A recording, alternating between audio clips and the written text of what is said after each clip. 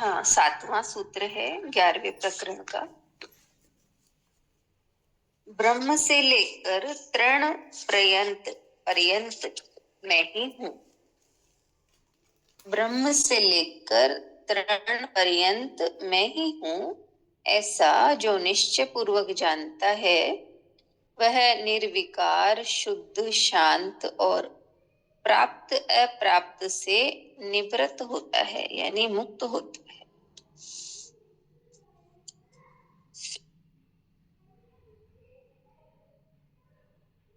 तो बता रहे हैं, अज्ञानी शरीरों को देखता है, पदार्थों को देखता है, इसलिए उससे भिन्नताएं दिखाई देती है, किंतु ज्ञानी इस संपूर्ण मूल तत्व ब्रह्म को, आत्मा को देखता है।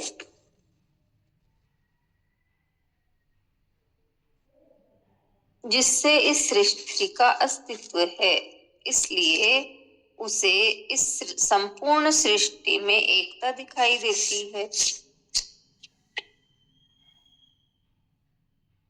एक साम्य दिखाई देता है। जिसने आत्मा को जान लिया वह आत्म रूप ही हो जाता है। वह संपूर्ण सत्ता को अपनी ही सत्ता समझने लगता है।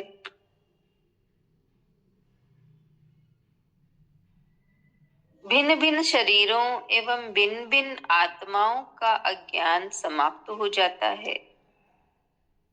अष्टावक्र कहते हैं कि जिस ज्ञानी को ऐसा निश्चय हो जाता है कि मैं आत्मा हूँ और ब्रह्म से लेकर तृण पर्यंत मेरा ही विस्तार है, यानी आत्मा का ही विस्तार है। तृण माने तिनका, यानी ब्रह्म से लेकर तिनके तक आत्मा का ही विस्तार है। मैं एक और अद्वय हूँ। यह सृष्टि मेरी नहीं बल्कि मैं ही सृष्टि हूँ। मेरे से भिन्न कुछ है ही नहीं, ऐसा व्यक्ति निर्विकल्प हो जाता है। दूसरा कोई विकल्प रहता ही नहीं।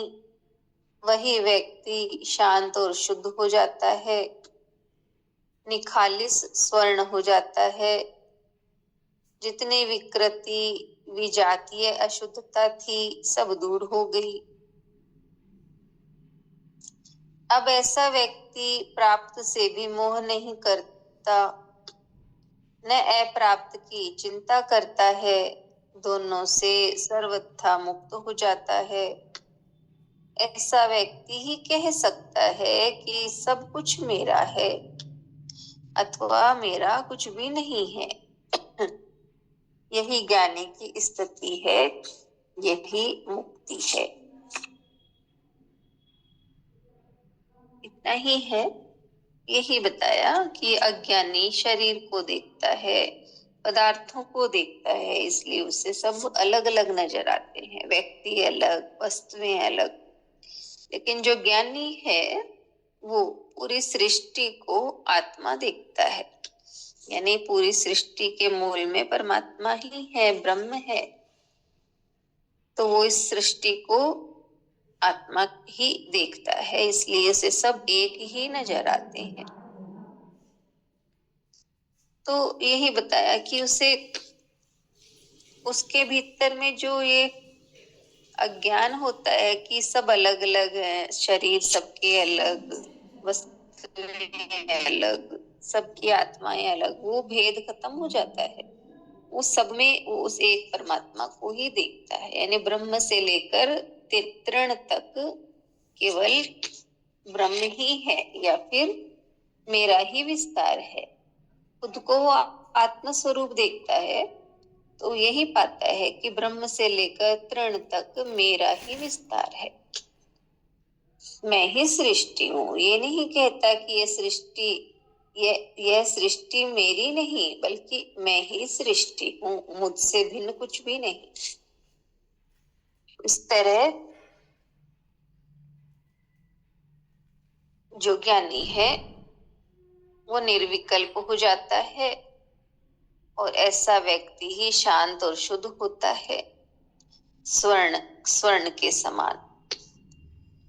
तो ऐसा व्यक्ति ही कह सकता है कि सब कुछ मेरा है या मेरा कुछ भी नहीं, और यही कहा मुक्ति है।